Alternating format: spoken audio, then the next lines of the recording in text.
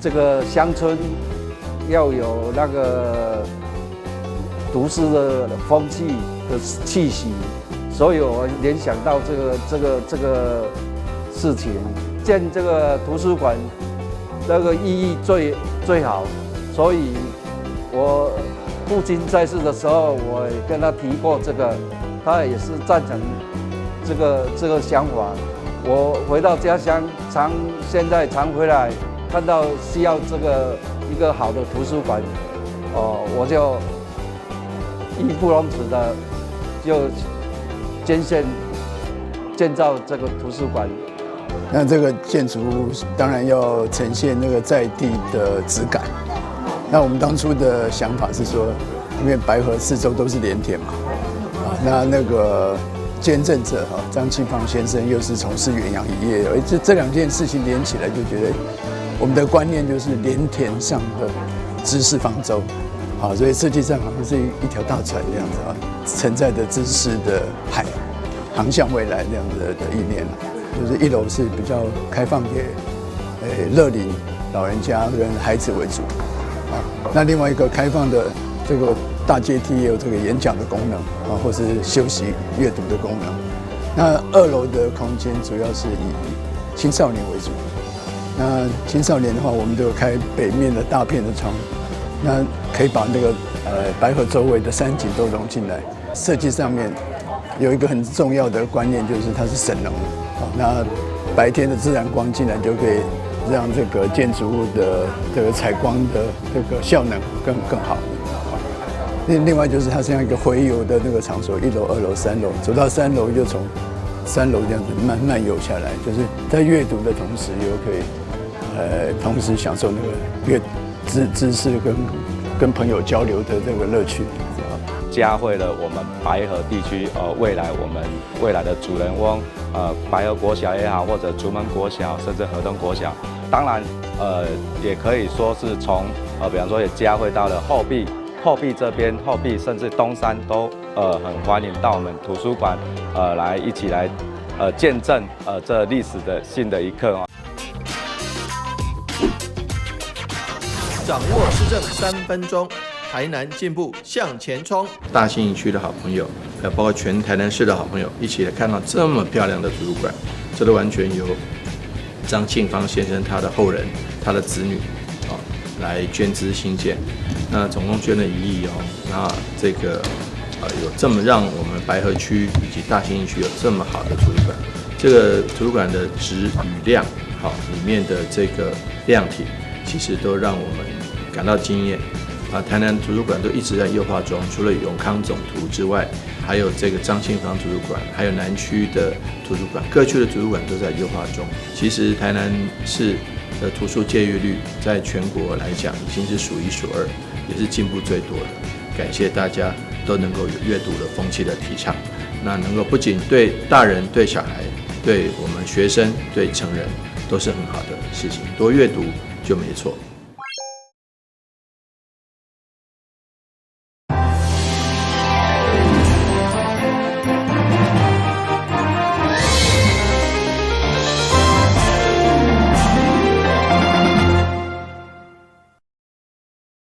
大家好，我是陈碧纯，欢迎收看中嘉台南地方新闻。下面有一连串的新闻报道，带大家做伙来关心。迎来一年一度的七夕情人节，台南市文化局集结7大网络、桃花女、花青爷甲七牛马，组成一支众神啦啦队，要来为你的爱情来加持。带来好姻缘，需要人也要神，人要努力去追，神要这个来帮忙我们。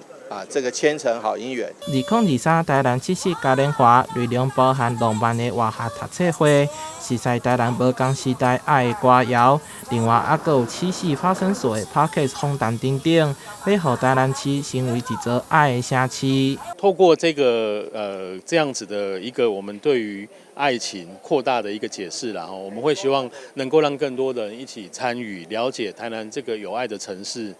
然后这个爱其实是散播在各个地方，连我们的民俗仪式当中、生命礼仪当中，也都跟爱有关。第一场嘉年华将伫咧8月16號舉行，活動為期21天，將串聯7大主題，佇這個愛月份內底來台南談談愛，同時也會當到外島廟裡行行的，祈求好姻緣。台南新聞上海採訪報道。每一冬的7夕是開青夜的生日，台南市文化局依循鼓勵舉行這開青祭典儀式，由市長黃偉綽擔任主祭官。文化局表示，台灣祭祀開青已經有100多冬的歷史。5位文昌當中，那魁星其實是相當具有代表性的。那我們赤坎樓的這個文昌閣的魁星爺，也一直是非常靈驗的。魁星是掌管學問甲考試的神明，保庇學生考試順利、金榜題名。祭祀當中的祭品也攏有特殊的含義，包括毛筆、光明燈以及包瓦、糕點、龛葬，象徵保高中。魁星祈福就是這個希望我們孩子求功名、考試都能夠順利，所以家長們也都非常重視那我們今天來到赤坎樓海神廟，來為孩子來祈福，希望他們功成名就。另外，7夕也是青牛媽的生日。台南市中西區開良宮今仔日也舉辦做16歲成年禮儀式，青少年依循傳統科儀，祭拜青牛媽，讓青牛媽停燈儀式，象徵當大人。市長黃偉綽也親自到場祝賀，希望每一位滿16歲的青少年會當成為好的公民。台南新聞上海採訪報道。參選人上蠟筆和學生當作競選小物真平常，不過，議員朱正軒手中一顆因為是今年4月來自中國被檢驗無合格品牌，加上店面以簡體字來呈現，和學生家長無法度接受，所以向議員朱正軒甲黃兆輝定情。22號因聯合召開記者會，強烈質疑會對小學生產生危害，要求立委參選人李全教有責任向家長說明產品的安全性，似乎買嚴格把關。是4月份、6月份接連出現一些意外，那這個愛好品牌呢，李全教先生他又在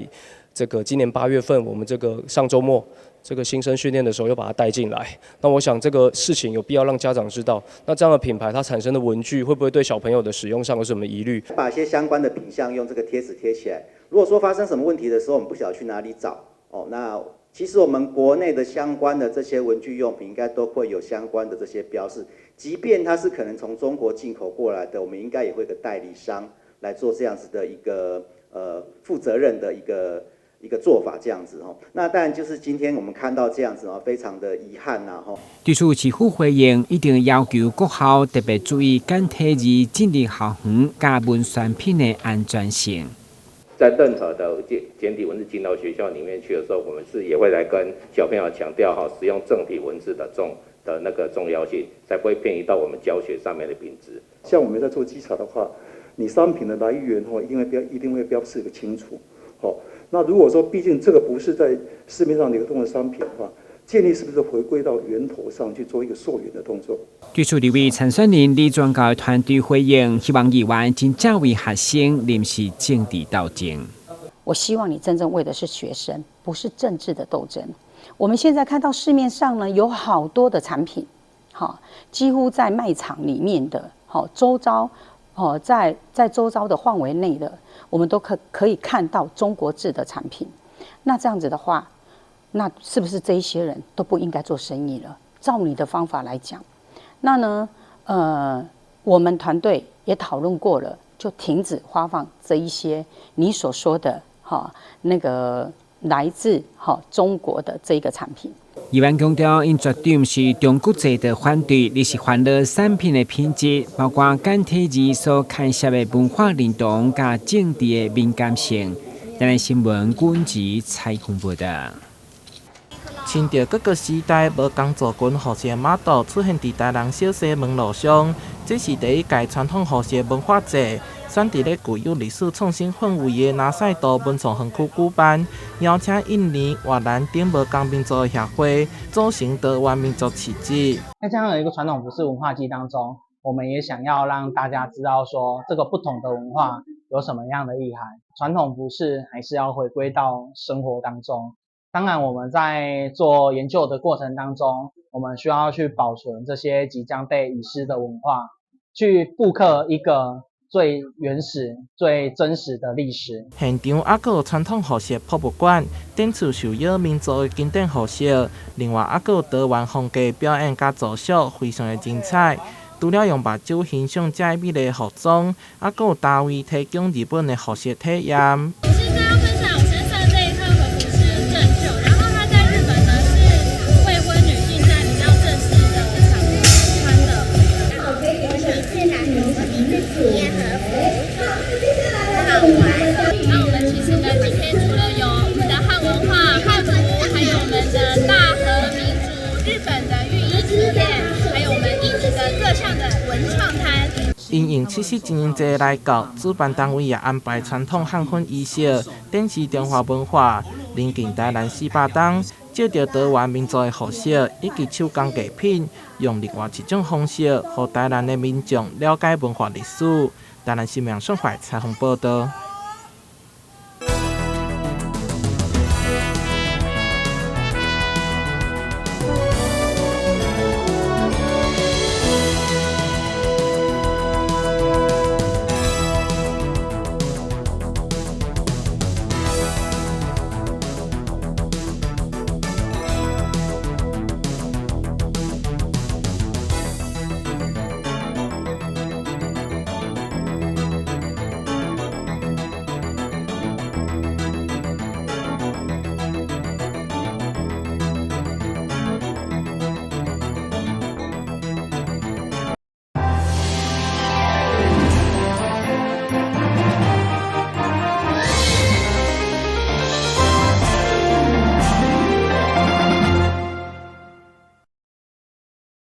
真正音乐舞的艺术中心为了好手亲自体验爵士鼓的吸引力，特别邀请知名的歌手 Ken 来规划一场小型的演奏会，让大家感受震撼的歌声加精彩节奏变化，呈现力与美音乐感受。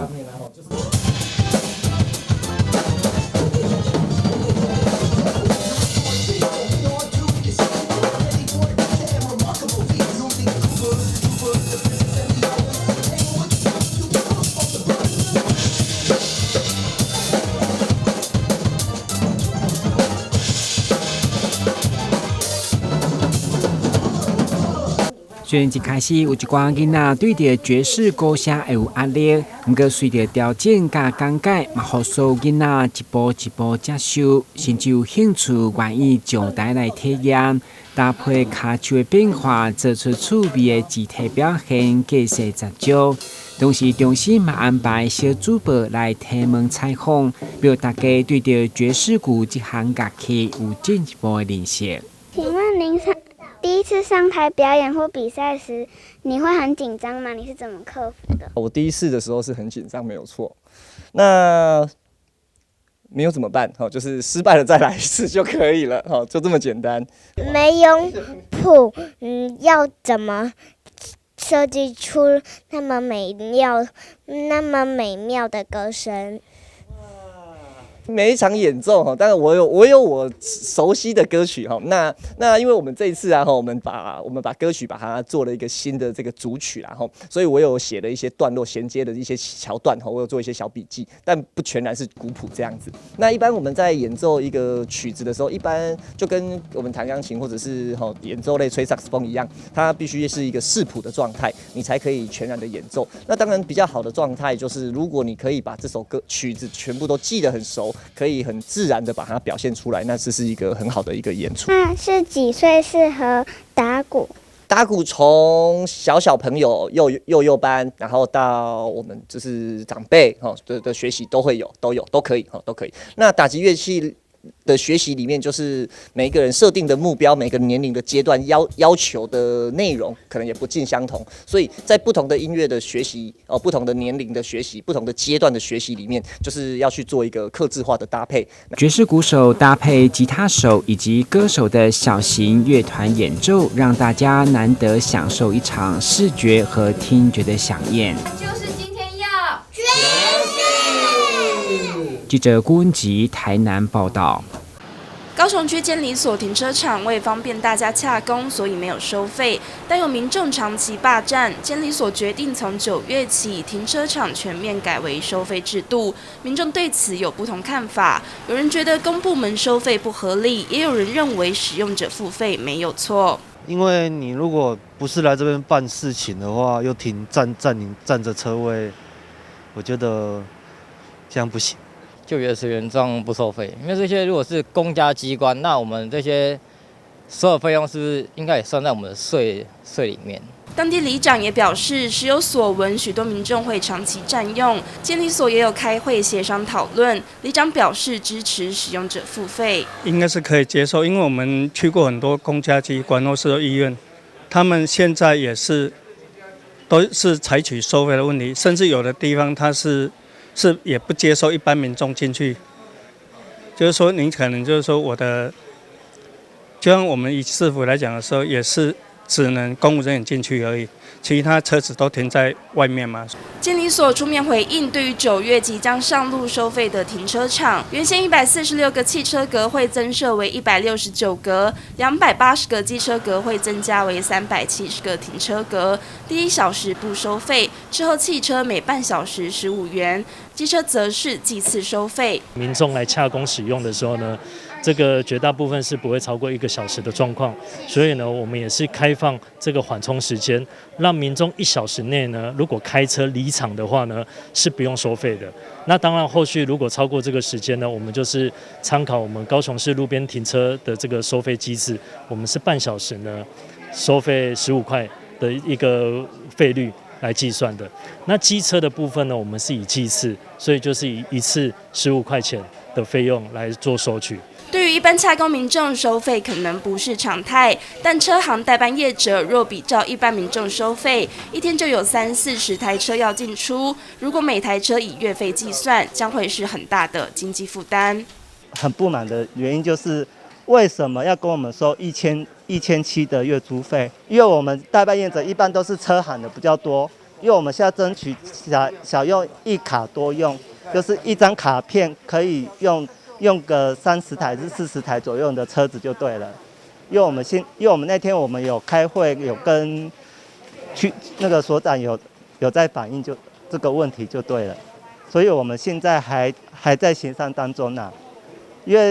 为那天我们开会结果都没有那个办个结果。提供服务的时候呢，不管是我们一般轻办的民众，或者是所谓的代办业者，那当然我们都是以使用者，然后都是以民众的角度来统一做收费的。停车场一位难求，为了更有效的管理，监理所祭出收费制度，但如何与代办业者达成共识，双方都必须再好好协商。记者郑光佩、何文瑜高雄报道。请启动。随着倒数声宣告中路电商基地正式开幕使用，桃园市府青年局日前在中路社宅2楼设立了中路电商基地，不仅提供一整套完整的电商通路上架辅导计划，还有摄影棚、直播室、物流室等空间可免费提供青创团队使用。开幕当天还特别与知名电商平台合作，现场直播销售 T Select 桃园严选商品。桃园市长张善政也现场下单支持，希望能借此辅导在地团队打开商品销售通路。电商是我们开发出好产品以后，行销最重要的一关。除了在实体销售以外，在网络上面销售，现在已经是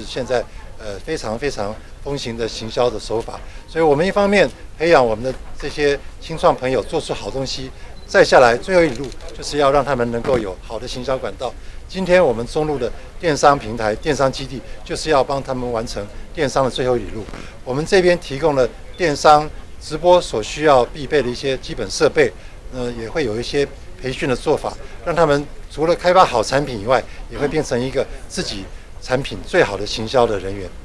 多个预定接受辅导计划的新创团队也在现场展示商品，从在地青农到文创商品都有，把握机会拓展品牌能见度。有团队也分享先前尝试上架电商通路所遇到的挑战和困难，因此很感谢桃园青年局如今提供一条龙式的辅导计划，帮助团队不再瞎子摸象，完成创业最后一里路。先前呢，我们自己也尝试在国内的其他的电商平台上架，但是第一个上架费用高。高，然后我们还要有专门的人员来协助上架。那还有再来就是商品的物流的部分，就是在这个库存啊、寄送的部分，其实对我们来说都是人力的负担。那现在有这个基地来协助我们做产品的出货，还有呢协助我们做产品的上架。我觉得这个对我来说大大节省我们的人力成本。对，那也让我们能够在电商的一些页面有更好的露出，再加上这里是一条龙的服务，还有线上直播，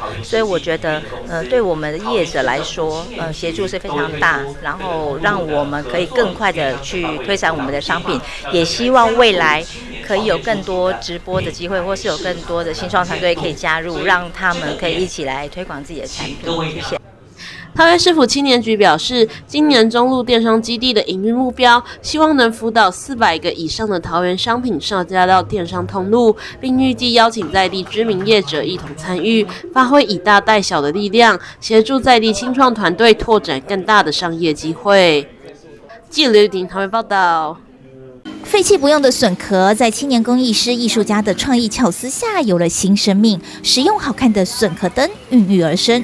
主要它用到的材料是我们这边农产的一些农废再生的部分，就是笋壳的部分。我们希望它可以做循环，以后还可以做工艺，然后融入生活。很难得可以来到大自然还有农场里面，然后做灯，而且第一次发现竹笋有绒毛。而掉落不用的笋叶，又可以如何以崭新的面貌出现呢？就将它收藏在纸上吧。就是纤维工艺，然后我们mix 那个植物的天然纤维，再跟我们一般的家用废纸打成浆之后，稍微只是这样轻轻的一晃，做成再生手工纸。运用竹子当容器制作吹蒸出的笋子饭，香气十足，好好吃哦！绿竹园山属农场选用当令食材与在地农产，夜色午餐的好滋味，让人精神大振。有加那个南瓜，然后田龙笋，对，然后还有豆腐。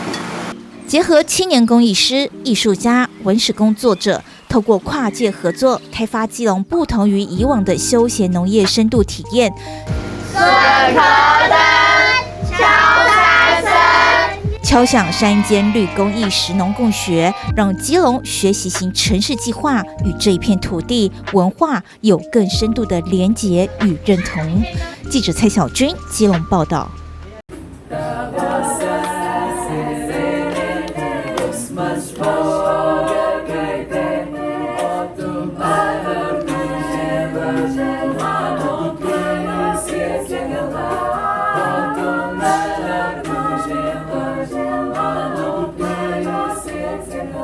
7月12号下午，在莺歌台华窑公司因立法委员苏巧慧之邀，邀请到近期抵台巡演的立陶宛人声乐团 Jazz Iceland 的爵士岛，来到现场体验陶瓷彩绘活动。苏巧慧表示，立陶宛国民在中文发音就好比着立着的陶碗。在观赏乐团在总统府的精彩演出之后，便邀请乐团一行人来到擅长制作各项陶瓷艺品的莺歌，深化两国交流。我们看到立陶宛的这个人声合唱团，这次在总统府的音乐会上表现得非常非常亮眼，也见证了立陶宛和台湾的友谊。那其实立陶宛在中文的意义上就有站着的陶碗，所以当我知道这群年轻人来台湾的时候，也很想让他们看看台湾的热情与善意。所以最好的地方就是制作陶碗的故乡，就是我们的莺歌。所以来莺歌不但可以看到最好的工艺，尤其是看到这个站着的陶碗，那我相信工艺跟音乐的结合也会在他们的心中留下深刻的印象，对立陶宛和台湾的交情，我相信更有帮助。苏巧慧表示，透过在地工艺职人们不断创造优秀的作品，将台湾丰富多元的文化介绍给更多的外国友人。近年来，台湾在国际社会上的关注度有很大的提升，透过深度的文化交流，促进了国际社会之间的彼此互相了解。相信这么做能够有助于维持国际社会的稳定。其实台湾这几年在世界上越来越被看到，绝对不会跟 Thailand 搞错。所以，如果有越多的年轻世代愿意来到台湾看看，就会知道台湾的年轻人就像我身边这一些年轻的工艺者一样，他们总是把自己家乡最美好的文化想要传递到世界上的每一个角落，这种心情全世界都一样。所以各个国家的年轻人可以来台湾，我们的年轻人也可以走到世界去，我相信对世界和平会更有帮助。Well, I believe that it's amazing how two countries can support each other and spread their culture and get to know each other's culture. And seriously, thank you for inviting us and letting us get to know you, and also sharing our culture, because we're singing our folk songs, and we're really glad that we as a small nation can share this throughout the world. So it's really incredible. Thank you. 为了感谢有人远道而来，莺歌陶艺青年代表台华窑执行长吕家伟也准备了特色陶作送给他们，包含台华窑的雕金堆线精彩聚宝罐、杰作陶艺的蓝雀台湾瓷盘、兴旺集瓷的莺歌变色杯，以陶会友见证台丽坚定友谊。记者李根基新北采访报道。感谢你收看中嘉台南地方新闻，我是秦碧纯，咱再会。